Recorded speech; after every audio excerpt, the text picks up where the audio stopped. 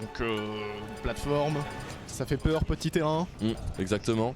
Attention. On a peu de hauteur, on a un terrain qui est très petit, donc peu de place en fait pour Sakai qui va peut-être souvent se retrouver corner. Il faut faire attention à ça en effet.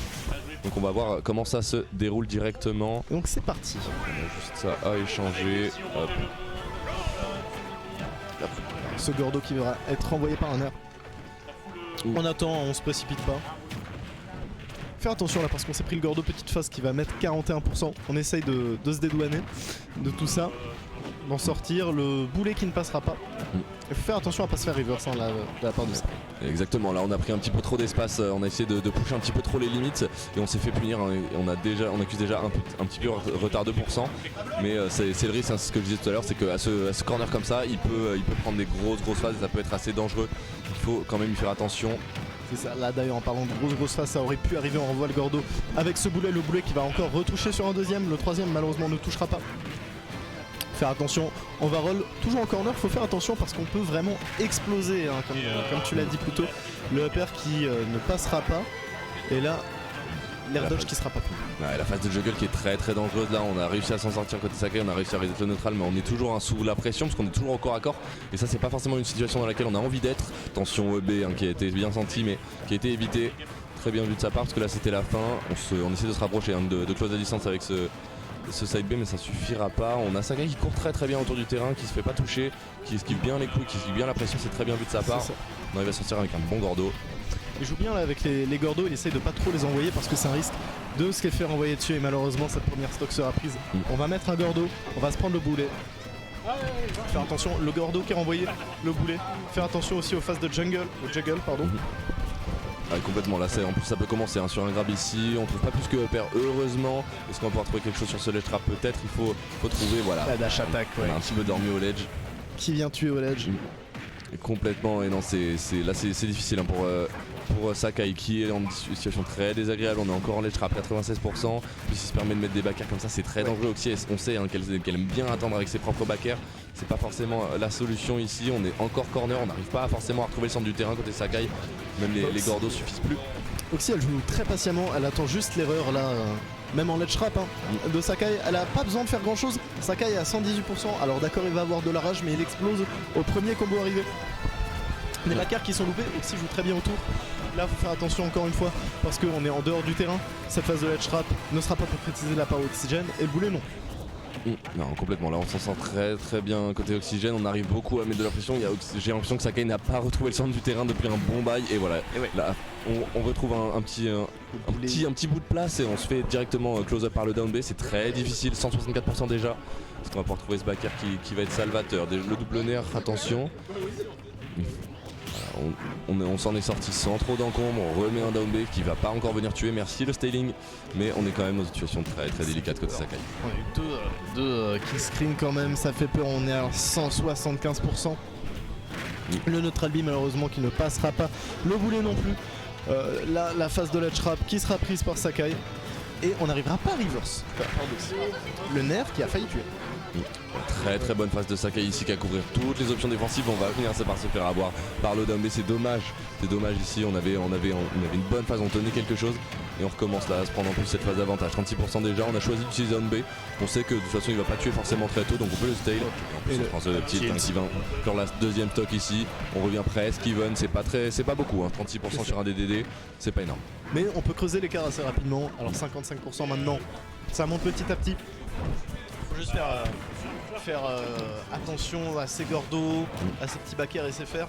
Mais on joue bien autour des boulets. Là on joue plus patiemment du côté de Sakai. Et on essaye de bourrer un peu de la part d'Oxy, mais à raison hein, parce que ça marche. Non, ça empêche que Didi de revenir. Ouais, complètement, on a même vu un bon petit bait ici, attention à ce grab. Ça va pas encore venir tuer, ça vient lécher la blast zone ici, 130% déjà côté Sakaido.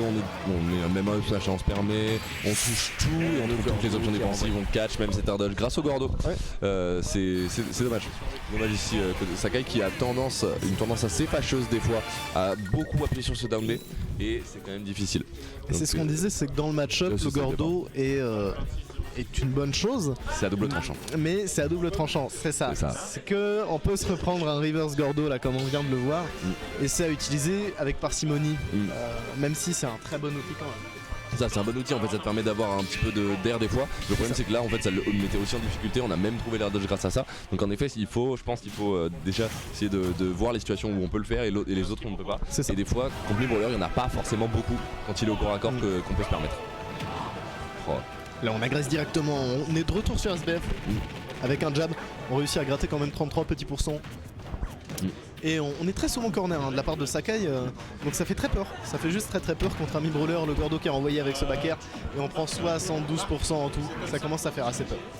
Mais ça fait énormément de pourcents ici très rapidement, comme tu disais en effet le fait qu'il soit corner en fait l'empêche d'avoir beaucoup d'air alors qu'il pourrait en avoir un peu plus et là on vient de manière très maligne de la part d'Oxy, on essaie d'utiliser side B, malheureusement ça va pas suffire et là c'est fini, c'est terminé. C'est fini. On a très bon joueur de la part de Sakai, on n'a pas laissé le temps à Oxy de se replacer, très bien vu. Mais là le grab qui est trouvé, le B qui viendra tuer. On s'est pris la blast zone en pleine face. Ah c'est ça, c'est dommage, on revient even directement alors qu'on a réussi à trouver un petit peu d'avantage dans un match où on n'en avait pas forcément eu. C'est ça, on n'avait pas d'air au début et on a réussi à respirer mais on s'est fait retirer le peu d'air qu'on avait. Directement là ça vient d'attaquer les poumons, c'est difficile hein. Ici 67% encore une fois, on a encore un Sakai qui est dans le corner, il n'arrive pas à avoir le centre du terrain, il ne peut pas l'avoir en fait, c'est impossible. On est à peu près dans la même situation qu'au début de la partie, là il faut juste que Sakai réussisse à nous faire la même chose et à essayer de reverse tout ça mais c'est très compliqué. On alterne entre Gordo et Boulet, on sait plus trop regarder qu'est-ce que renvoyer. Complètement, on vient chercher un deuxième OB qui vient tuer, c'est incroyable par contre hein, à chaque fois. Je sais pas si c'est une mauvaise idée de la part de Sakaido mais on n'a pas de kill screen et on a quand même un kill donc là pour le coup ça fait très peur. En plus on retrouve une phase d'avantage encore une fois parce que Sakai c'est corner et il se SD, c'est difficile. Pour revenir sur la mauvaise DI, je sais pas, en fait le fait qu'il n'y ait pas de kill screen me met sur la piste d'une mauvaise DI mais je connais pas assez le match-up. Pour le coup j'ai pas les pourcents exacts mais ça me paraît tôt déjà, après c'est sur SBF mais pour le coup je dis peut-être une bêtise mais c'est Didi, ça me semble un petit peu abusé mais pour le coup voilà bon il meurt deux fois de ça et troisième stock une SD. Là pour le coup ça va être très dur pour le moral côté Sakai parce qu'on a c'est difficile, on est down 2-0, on vient de se SD, faut trouver quelque chose. Après je pense que des joueurs qui ont l'habitude comme ça, le mental ça travaille un peu. Mais effectivement ça fout un peu la haine je pense de se faire tuer sur une mauvaise DI deux fois puis une SD. C'est ça vient ébrécher le moral de tout un chacun je pense et là c'est le River 3-0 qu'il faut faire directement hein. Il faut l'enchaîner, il faut y aller. On est très agressif encore une fois dès le début avec grab et on essaye d'étendre un peu ses combos. Ouais complètement, hein. On laisse très peu d'espace à Sakai, on sait qu'en fait quand il est corner et quand il a du mal à jouer on gagne les interactions donc on va sans peur hein, directement au corps à corps de Sakai et ça profite encore une fois hein. Il a voulu jouer des interactions de corps à corps, il prend une grosse phase alors qu'il avait beaucoup de pourcents, c'est dommage, on avait une solide avance et on s'est fait reverse hein. En fait, Oxy joue très bien le match-up parce que dans ce genre de match-up, il faut juste absolument pas laisser respirer le Didi, sinon il te met des gordos, il te met des fers, des nerfs. Et donc vraiment, elle lui coupe tout l'espace, tout l'air qu'elle peut. Et elle joue très bien là-dessus. Puis elle joue autour des gordos, elle les renvoie, elle fait des paris. Elle connaît les timings. Et là, elle est dans une bonne phase d'avantage. Complètement, là on a les trappes à jouer ici, on a encore une fois voilà, Sakai qui se retrouve dans le corner, hein, les trappes de plus, Oxy qui est prête, on va tout attendre ici, on trouve un petit EP, rien de plus, et on va venir finir hein, ça bien sûr. Et on a eu le timing hein, de l'enlèvement de l'armure, et on vient trouver ce premier kill. C'est ça, et en même temps je me dis que forcément que Sakai doit quand même un peu jouer sur ce ledge parce que la plateforme du milieu fait assez peur d'un côté mais le ledge aussi donc on sait pas trop où se placer, j'ai l'impression. C'est ça hein, le choix de map en réalité je sais pas s'il est forcément optimal, on a eu de la peine sur SBF, on a beaucoup peiné sur Astralville mais on arrive à trade quand même 100% de retard uniquement, ça peut aller vite cependant, les DI sont douteuses ici, on a failli mourir de dash attack alors que c'est pas censé, il faut faire attention à comment on tient le stick ici, 136%, on n'arrive pas à toucher Oxy. Et Oxy qui gère très bien les atterrissages de Sakai, elle les a tous. Ah, elle a tout, hein. Elle prévoit vraiment absolument tout. Elle fait très mal et le backer qui viendra prendre cette stock. Maintenant on a une très grosse stock d'écart entre les deux joueurs. Il faut réussir à creuser cet écart et à remonter pour Sakai mais ça paraît très compliqué. paraît difficile, d'autant plus qu'on n'a jamais eu l'avance côté Sakai de tout le set, donc là c'est difficile, mais c'est encore une fois pas infaisable, parce qu'on a un down B output qui est très très important, on a des phases d'avantage qui sont possibles, mais simplement ça les rend plus difficiles avec le down B et surtout les coups en fait de mi-roller au corps à corps qui sont très très forts. Mais là on arrive quand même à trouver quelques pourcents. La dash attack qui viendra couper les lances de Sakai, le boulet qu'il remet dans une phase en dehors du terrain. La phase de juggle, faut faire attention.